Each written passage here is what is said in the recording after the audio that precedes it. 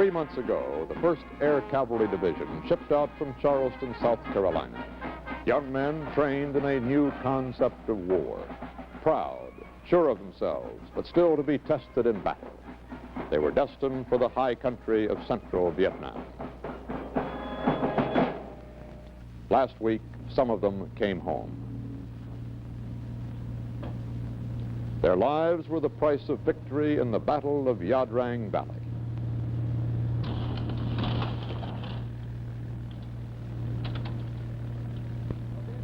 CBS News correspondent Morley Safer was there. This is where it all began, the Special Forces camp at Plei Me. On the night of October 19th at 11 p.m., the first mortar rounds fell. At the beginning, it was simply another guerrilla attack and a brave stand by a few Americans and 350 Montagnard strikers. But then command decisions were made, almost by accident, that turned the battle for Plei Me into the campaign for not only the Highlands, but perhaps all of Vietnam. The Battle of Ia Drang Valley. A CBS News special report by Morley Safer and the CBS News team in Vietnam, with a special introduction by Walter Cronkite. Good evening. Just 6 days ago, the people of America were jolted by an announcement. Our casualties in Vietnam in a single week had exceeded the average weekly rate of dead and wounded in the Korean War. 240 Americans killed, 470 wounded. If the American public had not known until then, they know now. The United States is indeed at war, a full-dress war against a formidable enemy. Most of these casualties were suffered in the Battle of Ia Drang Valley, the biggest, the costliest, the most significant yet fought by American troops in Vietnam. To report on this story, CBS News has brought home its Vietnam correspondent, Morley Safer. His coverage of the battle is only the latest in a distinguished series of war reports he sent to us during the past year. Reports that have set a new standard for war reporting in the age of television. Morley? Thank you, Walter. Plei Me and the weeks that followed have emphasized one single point about our commitment in Vietnam that will be re-emphasized in weeks, months, and perhaps years to come. That we are at war not only with the Viet Cong of South Vietnam, but with North Vietnam and its strong and dedicated army. It's in the nature of the conflict that formal declarations are not necessary. Ahead lie even higher casualties, a point that every GI and every general in Vietnam is acutely aware of, a point that many feel has not been fully grasped at home. In this broadcast, we will not try to give the order of battle. There was none. What we will try to do is give the mood and feel of those 5 weeks. It all started at Plei Me. It was almost by accident. It looked at first like a routine Viet Cong attack on this routine Special Forces camp, a triangular-shaped outpost in the central Highlands, held by a handful of American advisors and 350 mountain tribesmen. As it turned out, this was a new kind of attack by a new kind of army. This was a full-scale, sustained assault by 2 heavily armed regiments of North Vietnamese regulars, aimed at wiping Plei Me off the map and sucking government and American troops into an ambush. This is what stopped them from doing it: American air power. As the North Vietnamese attacked, our fighter bombers roared in with rockets, firebombs, and guns blazing, sealing off the besieged camp with a ring of deadly fire.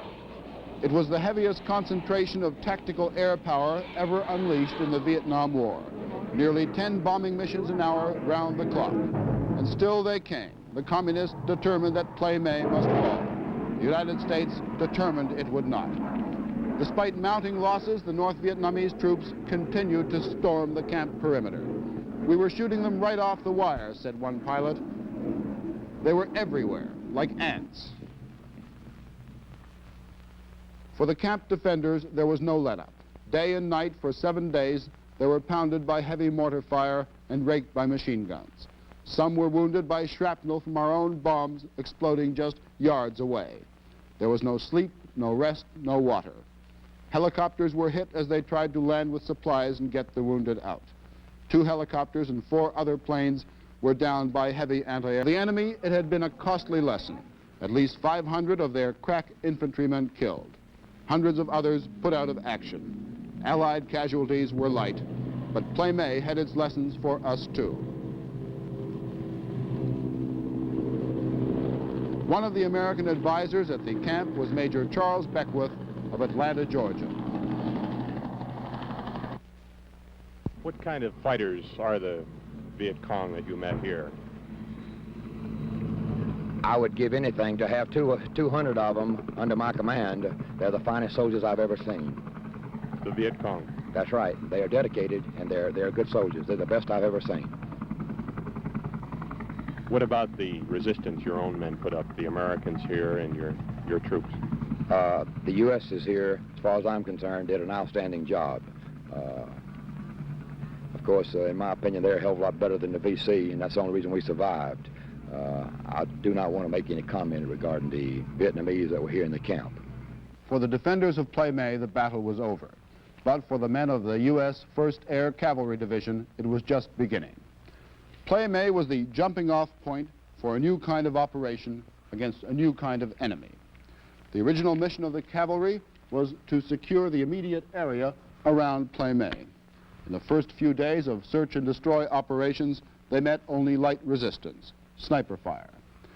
They moved further west toward the Cambodian border, looking for the enemy and his main supply depot. And they found it here in the Chu Pong Hills. By November 1st, the new war had begun. The war between the United States Regular Army and PAVN, the People's Army of North Vietnam. It was also a new style of war. I talked to General Richard Knowles of the 1st Cavalry. I think the thing that is new is that this pogo-type concept where we leap into an area, start a fight, finish it up to the best of our ability, and then jump over and latch onto another chunk of the enemy and chew him up. You couldn't get into this area on the ground. You just couldn't make it, and you couldn't resupply it. You had to have helicopters to support what we've been doing. I'm thinking of the intent of the mission. Everything we've fought in the past has been to gain ground. Yes, but you know, the basic mission of any military force is to destroy the enemy or his will to fight. And it's been our tradition since we were tied to the ground to translate that into terms of ground objectives. But that was never the real purpose. That just helped you achieve the end. Here we can free ourselves of those ground considerations and we go more directly for the enemy, wherever he may be. The 1st Brigade moved out. The whole principle of air cavalry is mobility. When you run out of targets, you change command posts. Hit the enemy from front and back. On November 1st, the Hueys, the armed helicopters, caught the enemy out in the open. The gunships swooped down and the airborne riflemen moved out.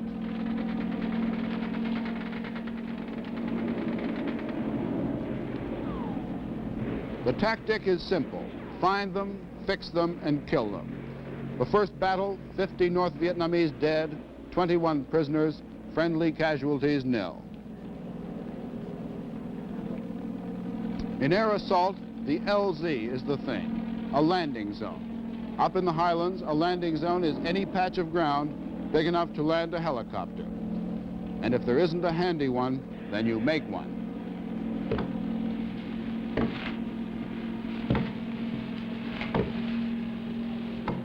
Enemy casualties mounted.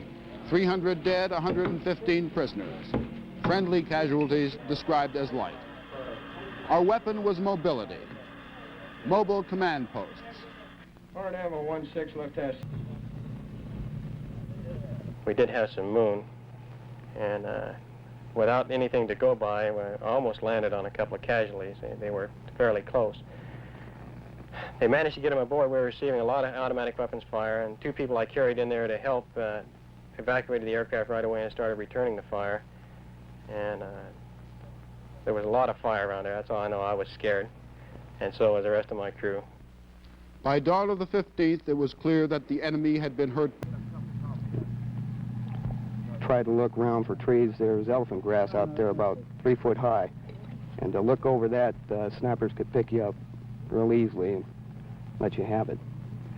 Does it frighten you now to think about it? Yes, it does. Yeah, it was pretty bad to listen to your friends crying out for help, not being able to do a thing.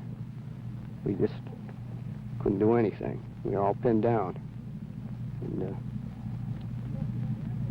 Are you writing home about it just now? yes, I'm writing my father right now.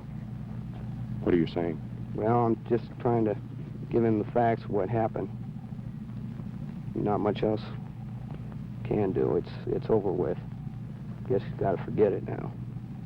Do you think you'll ever be able to forget it? No, I won't. The worst was still to come. At the base of the hills, the cavalry shifted and probed, calling on its 400 helicopters to keep the enemy off balance. And all the time, a steady pounding by piston sky raiders and jet bombers.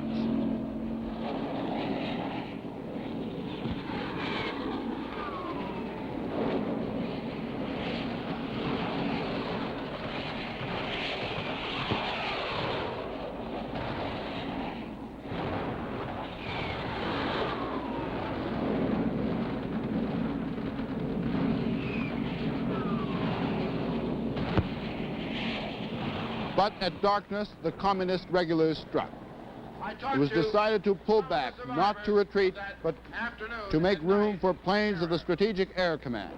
The first time the giant 8-engine bombers have been used in tactical support of ground troops. They came in and plastered the Chupong Hills with thousands of bombs. The deadliest war machine in the world was cranking itself up against the toughest guerrilla army ever put in the field.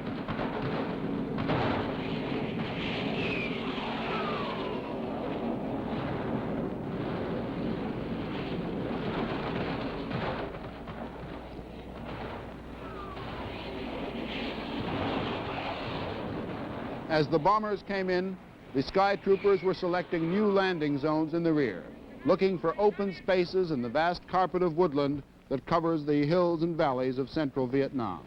And they found them, surrounded by thick elephant grass that can wear a man out in 500 yards of walking. Visibility extends the length of your rifle. It is country designed for ambush, guerrilla country. It's where the Communist Army of Ho Chi Minh won its spurs in the war against the French. In that war, the Viet Minh waited in these thickets for the French convoys. 2 weeks ago tonight, they waited around landing zones X-Ray, Columbus, and Albany, the scenes of our heaviest casualties thus far. A lot of 20-year-olds became veterans that afternoon. Adam Raphael talked to the wounded.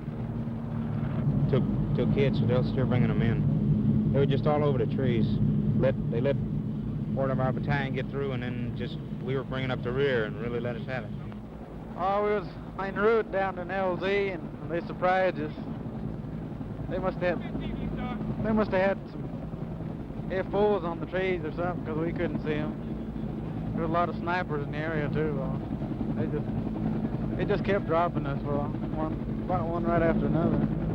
The remnants of Alpha Company, 1st Battalion, 7th Cavalry. The bullets were coming from everywhere, they said. They were right on top of us. Our buddies were dying everywhere. One machine gunner told me how he fought back. When they come at us at 4 o'clock in the morning, we were ready for them.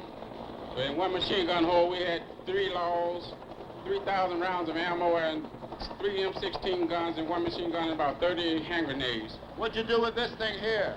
We brought natural bone smoke. We burned up about 3 barrels in this machine gun and knocked out about 3 machine gun crews of VCs. How many do you think you killed yourself? Well, I'm really prepared to say, I'd say around 40 or 50, maybe even more. At first light, the full shock came. Americans and North Vietnamese lay side by side in the grass, all the postures of death in battle. It was a rare kind of combat, the enemies facing each other at times only a few feet apart. By their own admission, these men fought not to defend a perimeter or to take a position. Each one fought for his own life. In the end, victory was ours. A lot of Americans died in these woodlands, but overall, a very important point was made, that the U.S. infantrymen, using established technique, impromptu ingenuity, and plenty of support in the air, can seek out and destroy the best guerrilla army in the world. The Commander-in-Chief, General William C. Westmoreland. I want to congratulate you on your distinguished victory. You were fighting regular North Vietnamese troops. You men of the 2nd Battalion, 7th Cavalry, have distinguished yourselves. You fought bravely. You fought with skill. It's a funny thing, but some of these men I've known for a long time, and some of them I didn't know too well. But that's the one thing about battle that I find strange. It's the death part seems to be unrealistic. I don't know. I mean, you know it's true, but you just don't really bring yourself to believe it. And this is just the way it is. Do you believe it now? I believe it, but I still think there's something in my mind that tells me it wasn't real, so I don't believe I felt the shock of it yet. The hardest part is trying to forget the deaths of your buddies. Our company lost our whole mortar platoon, 28 men. One was from Oswego, Illinois. He knew some friends of mine that went to the same university that I went to. Is it hard for you now to believe that they're dead so quickly? Well, when you look at them, it doesn't even resemble a human body. It looks just like a mannequin. You look at them and you say, that couldn't happen to me. It is hard to realize it. But then you walk back to their area, back at base camp. They're just not there. Well, I tell you, it's about as close to putting it in words it was like hell. Just about as close to being to hell as you can get and come out alive. That's about the only way I can put it. What would you say is the most hellish part of it? Actually getting shot at and seeing the bullet hit and miss you. And seeing your buddy get it. And when you see somebody out there and you can't get to them, and you just know what they're going through and you can't do a thing to help them. This is the enemy. In the past few weeks, I spoke to dozens of them through interpreters. They all said they had been mobilized, drafted. They are tiny men, boys, some half-starved. Well, it appears that the little bastards have had enough and bugged out. In the last 24 hours, they haven't fired a shot. The casualties in the Vietnam War have been heavy. In the past 4 years, the South Vietnamese have lost almost 27,000 men in battle. Last weekend alone, almost 1,000. American casualties up to now have been relatively light. But on Thanksgiving morning, Americans picked up their newspapers to find, beside the usual Thanksgiving picture, headlines announcing that our casualties in Vietnam were the highest ever. The stark figures, 240 dead, 470 wounded, brought the severity of the Ia Drang battle into every home. The toll was 3 times higher than any previous week of the war. But during that grim week, the enemy's losses, too, were higher than ever. More than 2,000 killed. We've made our estimates, and we felt that in this type of country, in real tough hand-to-hand fighting, you'd probably have a ratio of losses to your kill. And I think we've done better than that, actually. And of course, I don't like to even trade one American or one ARVN trooper on our side for 50 of the PAVN. But we've got to be very realistic. When you get in this type fighting, if you get anywhere near 7 to 10 to 1, that's a damn good exchange. I do not know of any situation that concerns the President more or causes him deeper personal anguish than the loss of American lives in Vietnam. Those who know him well know with what a heavy heart each decision is made to send Americans into combat. That grief is not a feeling that can be turned on or off. It is there whether the casualty list is 2 or 200. I've seen the President, particularly in these last few weeks, grievously but privately concerned. For every body, there is a next of kin, and for every next of kin, a telegram. From the Adjutant General to Mrs. Rebecca E. Gell. The Secretary of the Army has asked me to express his deep regret that your husband, Jack E. Gell, died in Vietnam on 14 November 1965. He told me, he said, honey, we've already heard them say that they will bury us, and if they take over one little country at a time, before you know it, all the little countries will be taken over. And eventually we would be left alone and we couldn't take them. And he said, I'd rather go now than have to wait until 20 years and have my son go, because it might be too late in 20 years.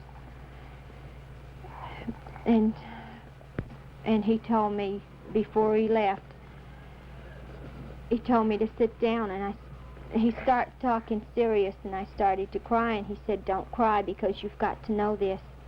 He said, it's better if you know, then you won't have a total decision to make and be at a loss. I want you to know that we've spent most of our marriage in Columbus, and 2 of our 3 children have been born here. I would like to be buried here in case anything happens, and I just want to be wherever you would live. Firing squad, hit, hut! 1 blank cartridge, shoot! Ready, aim, fire! Aim, fire! Aim, fire! Ready, 2! Firing squad, hit, hut! And he said the most treasured hours and weeks and months, the longest period of our marriage has been in Columbus, so I will stay here. There's places we've been together. That's all I can really say, is that I am staying here because that's what he expressed to me, and I want to be where he is. If that's what I can have, and I'm just glad he chose me for Mrs. Gell. The funeral of Sergeant Jack Gell. A lot of men died at Ia Drang, but strategically, it was a victory. I characterize this entire campaign as being the most successful of this conflict thus far. I feel its success is really unprecedented. Can we expect to see American units coming to grips with large-scale North Vietnamese units? Is this going to be the pattern of the war from now on, sir? It seems evident that the leadership in Hanoi has decided to send down to South Vietnam regular forces. How many more regular forces they will send down, we do not know. Ia Drang was a bitter and a valuable experience. It taught us the value of mobility in fighting a guerrilla war. Indeed, Defense Secretary McNamara has already said a new Air Cavalry Division would be formed. It has also pointed up the brutal fact that Hanoi clearly intends to commit a field army to Vietnam. The communists are massing in South Vietnam, and so are we. They feel we are divided. They are impressed by our student demonstrations. In Hanoi, a student is a rare and honored member of society. The enemy knows he cannot, in the end, defeat us in the field, but by killing Americans, he hopes to demoralize us at home. That is what happened to France in 1954. Our armed forces are prepared to take the necessary casualties in order to seek out and destroy the enemy. The question remains, are the American people prepared to lose more and more young men in Vietnam?